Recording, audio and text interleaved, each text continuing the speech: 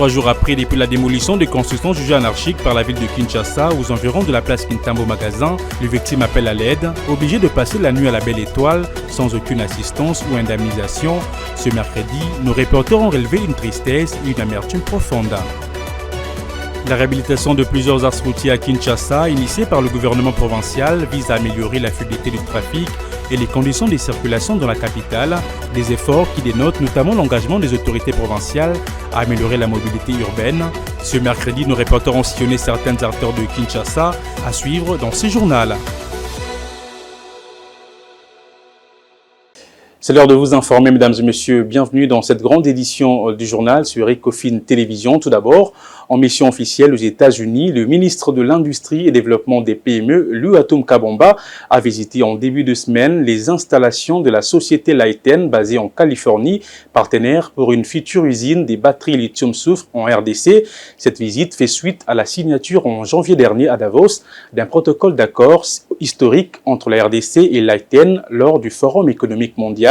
Ces projets ambitieux, fruits d'un partenariat entre la RDC et la société américaine, incarnent une volonté de transformer localement les ressources minières pour créer de la valeur ajoutée et des emplois qualifiés. Suivez. Sous l'impulsion du président de la République, Félix-Antoine Tshisekedi, et dans le cadre de la politique de la valorisation des ressources locales, prônée par le gouvernement dirigé par la première ministre Judith Suminwa Tuluka, la République démocratique du Congo franchit une nouvelle étape décisive vers son industrialisation. Cette descente du ministre Louatom aux installations de la société Lighten en Californie fait suite à la signature en janvier dernier à Davos d'un protocole d'accord historique entre la RDC et Lighten lors du Forum économique mondial. C'est une visite qui fait suite à la signature du protocole d'accord que nous avions eu à Davos. Nous sommes ici à Silicon Valley, c'est pour voir les installations de Lighten. Lighten, c'est un partenaire qui va venir installer la chaîne de valeur de batterie chez nous. Comme vous le savez, dernièrement, nous avons lancé les travaux à Moussopo. Ici, nous sommes venus voir leurs facilités, leurs usines, leurs installations, leur capacité de recherche et ce qu'ils font. Et je peux vous assurer que nous sommes très impressionnés par le niveau avancé et leur technologie. Et nous pensons qu'ensemble, nous pourrons aller encore plus loin. Pas seulement pour fabriquer toutes les composantes de batterie, mais également pour transmettre ces connaissances aux nôtres, au niveau des recherches, au niveau de nos universités également, tels que le centre de recherche appliquée, le centre d'excellence qui est l'université de Lubumbashi. La future usine, qui sera la pointe de la technologie, est destinée à transformer localement des ressources minières du pays, permettant ainsi de créer une valeur ajoutée significative pour l'économie nationale. Sur l'édition du sol congolais, nous aurons de la capacité énergétique qui peut être déployée très rapidement sur plusieurs parties de notre pays. Comme vous le savez, nous voulons industrialiser le pays dans son entièreté, pas seulement dans les grandes villes, mais même en province. Et donc, nous ferons un grand boost pour l'industrialisation, mais également la création d'emplois. La construction future de cette usine créera plusieurs centaines d'emplois directs et indirects, notamment dans le domaine de la technologie, de l'ingénierie, de la maintenance et de la logistique. Elle offrirait également des opportunités de formation et de transfert des compétences pour le jeune Congolais. L'accord en gestation entre la RDC et les États-Unis d'Amérique, mais aussi la possible signature prochaine d'un accord avec le Rwanda aux États-Unis vise principalement le retour de la paix dans l'est de la RDC, puis le développement de cette partie du pays, a assuré Patrick Muyaya, ministre congolais de la Communication, lors de son passage à Paris, la capitale française. Il a également souligné l'utilité de l'accord en préparation RDC-États-Unis. Lors de ses passages sur France 24, Patrick Muyaya, porte-parole du gouvernement congolais, a reconnu le fait que l'accord en gestation entre la RDC et les États-Unis d'Amérique est un tournant décisif, non seulement pour la paix, mais aussi pour le développement de la RDC. L'impératif premier, et c'est l'un des engagements pris par le président américain, c'est de dire qu'il veut mettre fin à des guerres. On sait très bien que le président américain fonctionne aussi par deal. J'en arrive. La question du deal, elle est subsidiaire à la question de la paix. Il faut regarder l'approche d'abord de l'administration américaine. Dans la crise, le président Trump a choisi un conseiller principal qui a fait une visite de déminage. Entre-temps, il y avait évidemment des contacts, parce qu'il ne faut pas oublier que la République démocratique du Congo, avec les États-Unis, nous entretenons de liens, y compris économiques, qui sont séculaires. Et donc, il y a eu cet effort qui a été fait, il y a eu un plan qui a été préparé. Après toutes ces discussions, c'est ce qui ouvre la voie, parce qu'il y a la volonté politique au niveau américain d'appuyer les efforts régionaux qui constituent les socles de toutes les discussions. Et donc, aujourd'hui, nous pouvons esquisser la voie vers la paix. Mais il faut faire attention, madame, parce que tous ceux qui pensent aujourd'hui que ce qui s'est fait d'abord parce qu'il y a les minerais, c'est c'est ce qui s'est fait avec l'Ukraine. Ici, le président américain avait tout de suite posé sur la table les minerais et les terres rares. Je voudrais pas aller dans des situations de comparaison. De toute évidence, c'est quoi l'objectif lorsqu'on a la paix?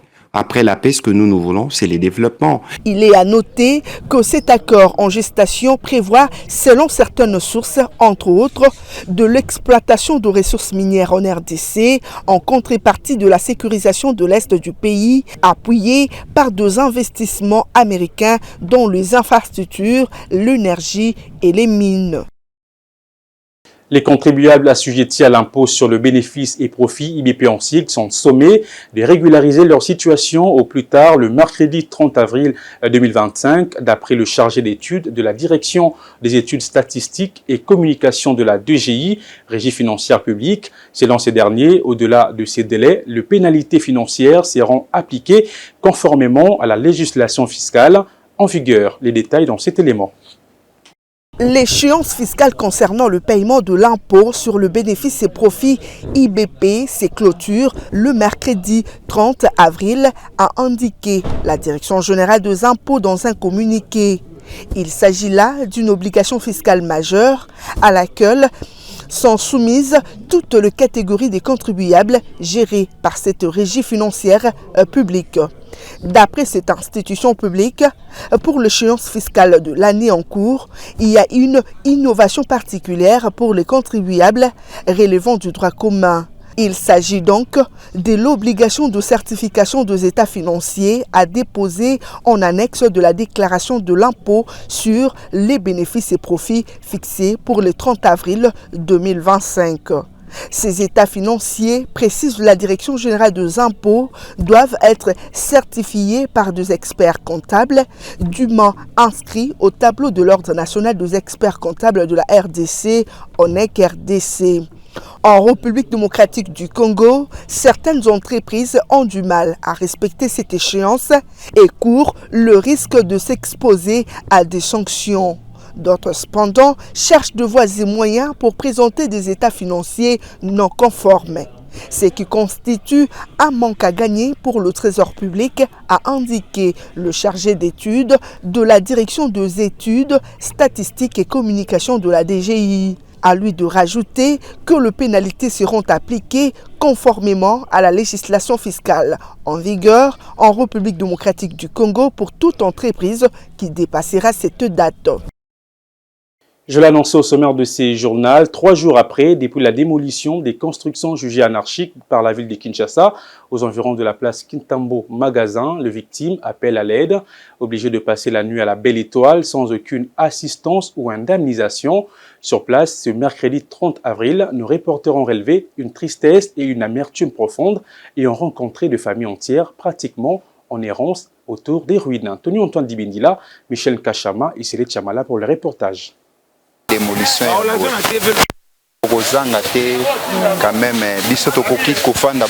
on croirait qu'une violente foudre s'est abattue sur ces sites aux environs de la place Kintambo Magasin.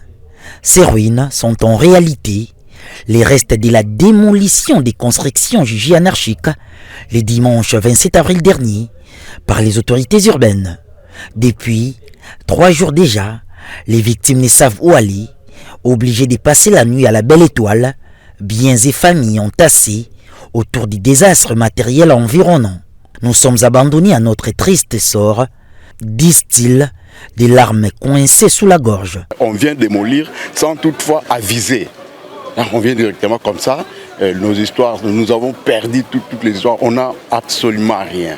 Et on ne sait pas à quelle chance c'est voué. Donc. Lorsque celui-ci, triste et abattu, lance un cri de désespoir. C'est ça l'État congolais. C'est ça l'État. L'État peut détruire, laisser les gens comme ça. Si c'est l'État qui existe au Congo, il doit aller dans notre secours. S'il existe. Plus loin, certains curieux observent et pointent la responsabilité des victimes. Ils veulent tous, à tout prix, vivre dans les centres-villes au lieu de chercher des endroits appropriés. Voici les conséquences.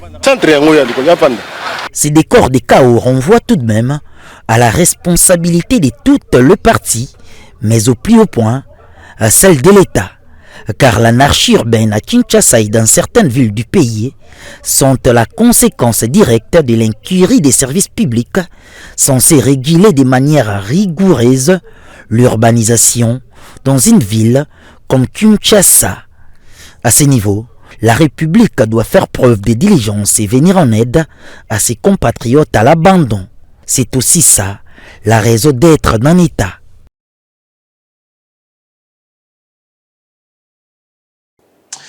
Je l'ai également annoncé au sommaire de ces journaux, la réhabilitation de plusieurs axes routiers à Kinshasa, notamment Tabouley, Aix-Tombalbaye, Rwakadingi, Itaga, Kalembelembe, Nyangwe, Kabinda ou encore Asosa, initié par le gouvernement provincial, vise à améliorer la fluidité du trafic et les conditions de circulation dans la capitale, des efforts qui dénotent notamment l'engagement des autorités provinciales à améliorer la mobilité urbaine. Dans ces reportages, Divine Mwenze et Ruben Manata ont sillonné certaines artères de Kinshasa. Suivez. Ces travaux de réhabilitation s'inscrivent dans un vaste programme de modernisation des infrastructures routières de Kinshasa, des initiatives qui témoignent de la volonté des autorités publiques à améliorer le cadre de vie de Kinois. Les travaux des avenues telles que Wangata, Hôpital, Rwakading ou encore Province connaissent des avancées. Bien que ceux de l'avenue Kalembelembe peinent à évoluer, pourtant cette avenue sert de voie secondaire, notamment en cas d'embouteillage. Il était initialement prévu que la réhabilitation de cette route prenne 9 mois. Cependant, au regard de la réalité, il est peu probable que cette date soit respectée. Les travaux n'ont pas encore été entrepris de manière formelle. À l'exception des curages des caniveaux, nous ne constatons pas des progrès. De là où je suis jusqu'à atteindre le rond-point Willery est très compliqué en raison de la présence des nids de poules sur la route. Cette voie nous sert de raccourci. Nous perdons énormément de temps dans les embouteillages. Ils ont d'abord déversé du sable, ensuite des pierres. Les travaux stagnent, malgré que cette voie nous conduit au marché central à Villeprix. Il n'y a pas évolution des travaux depuis plusieurs mois déjà. La mégalopole Kinshasa, qui s'étend sur 9 965 km² et compte plusieurs millions d'habitants, est confrontée à des sérieux problèmes liés aux infrastructures. Les travaux en cours obéissent à une stratégie visant à répondre à ce défi. Dans un autre chapitre, les élèves de 4e année de l'école Kalinour ont participé à une sortie pédagogique à l'hôtel du gouvernement provincial du Lualaba. Lors de cette visite, ils se sont rassemblés dans la salle des conférences où ils ont pu échanger avec le premier secrétaire exécutif. Pendant cette rencontre, ils ont appris le rôle de la gouverneure en tant que représentante du chef de l'État. Cette activité leur a permis de faire le lien entre ce qu'ils ont étudié en classe et la réalité institutionnelle, leur offrant ainsi une expérience éducative concrète et enrichissante. Les élèves de la 4e primaire de l'école Kalinours de Kolwezi ont visité ce mardi 29 avril le bâtiment du gouvernorat de province pour lier la théorie apprise à la pratique. Chaleureusement accueillis par les protocoles du gouvernorat, ces élèves ont eu la chance de recevoir les mots des bienvenus du directeur de cabinet de la gouverneure, maître Jean-Pierre Kouboya. Bienvenue chez nous. Au cours de leur ronde ayant débuté par l'infirmerie et les services électriques, ces écoliers ont rencontré le ministre des Mines qui les a encouragés à être studieux. Les directeurs de cabinet adjoints en charge de l'administration, maître Kitobo, les a également reçus dans son bureau. Est-ce que vous connaissez notre gouverneur? Oui. Elle s'appelle comment? Madame Fifi Masuka Saini. Sous la guidance des agents du service du protocole, ces élèves ont été conduits dans la salle de conférence où le premier secrétaire exécutif adjoint du gouvernement, Guy Kilambwe, les a entretenus sur le rôle de la gouverneure Fifi Masuka Saini en tant que représentante du chef de l'État en province. Ces derniers ont eu le temps de poser des questions sur les fonctionnements de cette institution. Le gouverneur a pour rôle de gérer la province dans laquelle elle est élue. Elle doit gérer la province, c'est-à-dire quoi? Elle fait des projets pour développer la province. C'est-à-dire que là où il n'y a pas de route, elle construit les routes. Là où il n'y a pas d'école, elle construit les écoles. Là où il n'y a pas d'hôpitaux, elle construit les hôpitaux. Satisfaits, les représentants des enseignants a salué l'accueil chaleureux et la considération, ce qui témoigne l'importance qu'accorde la première dame de la province à l'éducation. Nous venons de parcourir presque tous les niveaux et c'est pourquoi nous présentons notre sentiment de joie et de satisfaction. C'est pourquoi nous adressons notre sentiment de gratitude au gouverneur et à tous les ministères. Merci. C'est dans une ambiance bon enfant que ces élèves du complexe scolaire, les Kalinours, ont quitté l'hôtel du gouvernement. La vaccination pour tous est humainement possible. C'est dans cette optique que la ministre provinciale de la Santé, le Dr Kainda Kasele-Pichou, a donné le go de la vaccination des routines mardi 29 avril 2025. La cérémonie s'est déroulée à l'esplanade du Petit Marché Ngouba en présence de la communauté locale bénéficiaire directe de ces intrants. Pichou Kainda a salué l'engagement du président de la République pour l'instauration de la couverture santé universelle et les moyens nécessaires alloués par le gouvernement Masuka en vue de contribuer efficacement aux activités vaccinales. Lancement ce mardi 29 avril au Lualaba de la 15e édition de la Semaine africaine des vaccinations, célébrée conjointement en 2025 avec la Semaine mondiale de la vaccination sous le thème « La vaccination pour tous est humainement possible ». Présidée par le Dr Kainda Kasele-Pichou, ministre provincial de la Santé, cette cérémonie s'est déroulée dans les groupements Ngouba, chefferie de Bayeke, en présence de la bourgmestre intérimaire de la commune des Fungorme, Aline Makano, des acteurs du secteur sanitaire, dont les coordonnateurs du programme élargi des vaccinations, de la directrice adjointe de la Fondation Gates et des partenaires techniques et financiers. Juste après les mots de bienvenue du représentant du grand chef Ngouba, Fred Boulobo, chef de la division provinciale de la santé, a souligné l'importance que présente la couverture vaccinale en saluant les avancées significatives dans le domaine de la santé au Lualaba sous l'ère Masuka. En cette journée de la célébration de la 15e édition de la Semaine africaine de vaccination, l'opportunité nous est offerte de réfléchir davantage sur les stratégies et les moyens de lutte contre toutes les maladies à prévention vaccinale afin d'agir pour contribuer à la réduction de la mortalité maternelle et infantile. Ayant reconnu les efforts et la volonté du président Félix Tshisekedi dans l'instauration de la couverture santé universelle et les moyens nécessaires alloués par l'exécutif provincial du Lualaba pour couvrir le calendrier vaccinal, le docteur Kainda Kasela a tenu à sensibiliser la population à s'approprier cette affaire. Ces efforts du président de la République sont menés en province par son Excellence Madame le gouverneur Fifi Masuka Saini, qui met à la disposition de mon ministère le moyen nécessaire pour améliorer la santé de la population de sa province. J'invite ainsi tous les acteurs de la vaccination à saisir l'opportunité qu'offre cette semaine pour identifier les enfants en conflit avec les calendriers vaccinaux, y compris les enfants 0 dose. Je ne saurais passer sous silence l'appui essentiel de nos partenaires techniques et financiers, notamment l'OMS, l'UNICEF, la Fondation Gates, la Big Alliance, Village et les membres de la communauté pour leur engagement.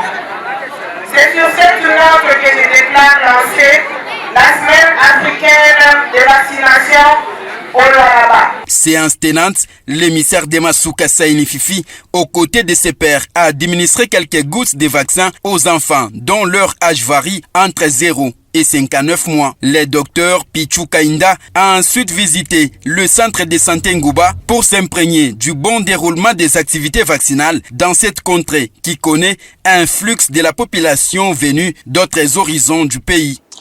Restons toujours dans la province du Lualaba. La salle des conseils du gouvernorat du Lualaba a accueilli la cérémonie officielle de remise des notifications aux membres du conseil provincial de la jeunesse, organisée sous la conduite du conseiller du gouverneur en charge de questions de jeunesse. Cette rencontre marque la formalisation du nouveau comité mis en place en janvier dernier. Il s'engage à œuvrer dans le respect de son règlement et la défense des intérêts de la province.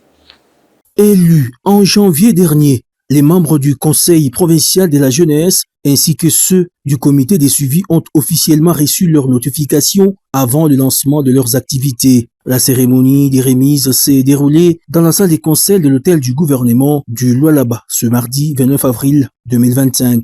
Sous les auspices du conseiller de l'autorité provinciale en charge de la jeunesse, Christian Kanimbu, qui était accompagné du directeur de cabinet du ministre provincial de la jeunesse et sport, Tiji Kunguz. La cérémonie a été marquée par une remise symbolique des notifications. Au nom de la gouverneure Masuka Saini Fifi, le conseiller Kanimbu Christian a remis ces notifications tout en prodiguant aux bénéficiaires des sages conseils en conformité avec leur éthique et le règlement qui les régit. Vous, que son Excellence Madame le Gouverneur a accepté d'investir et d'installer aujourd'hui, vous devrez rester des élèves derrière la conduite de l'autorité provinciale. À ce qui concerne aussi vos organes, notamment les bureaux et les comités, vous devrez travailler en toute transparence, tout en respectant les prérogatives de tout un chacun.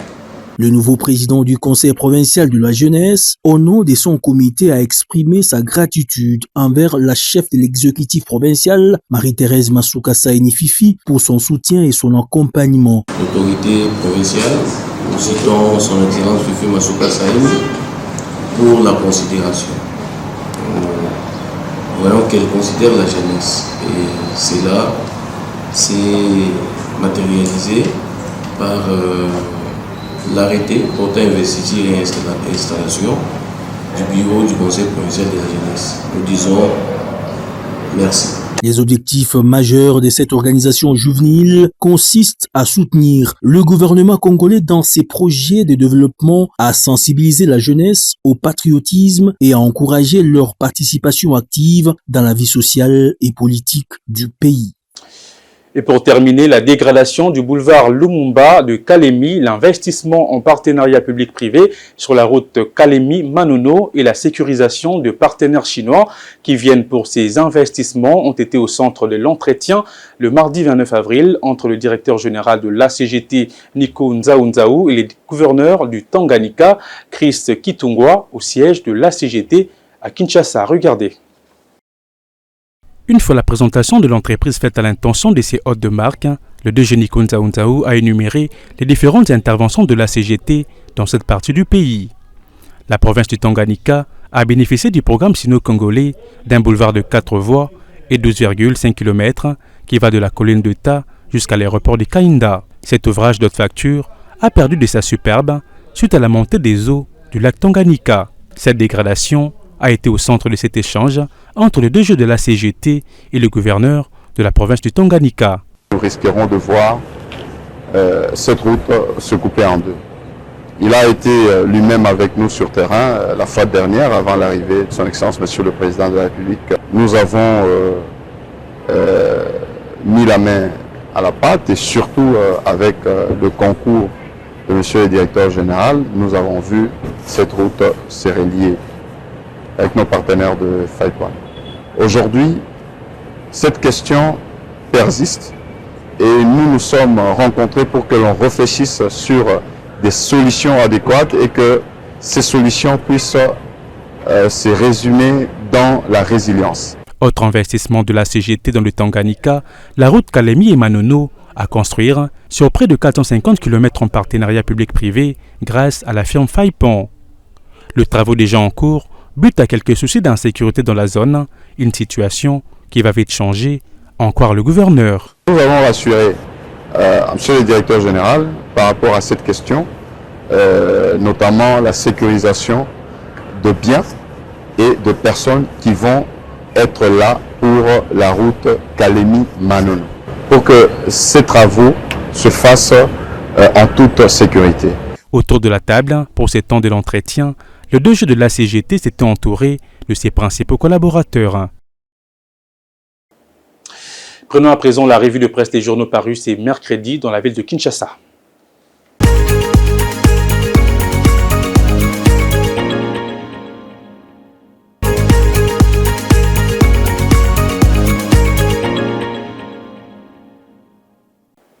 C'est la fin de cette édition du journal, mesdames et messieurs, mais avant de nous quitter, voici le rappel de principaux titres.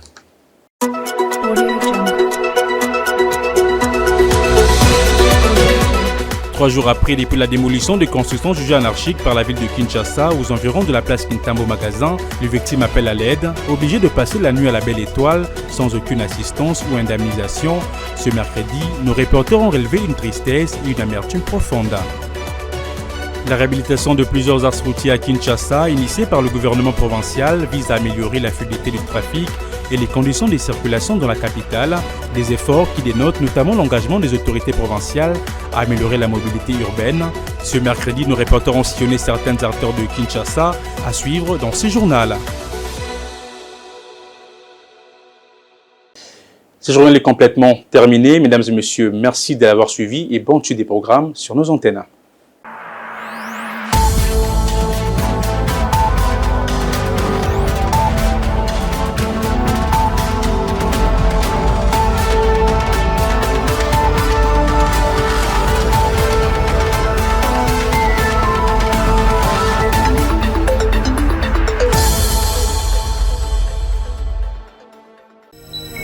Ce journal vous a été offert par DACO SARL, société d'expertise comptable et de fiscalité.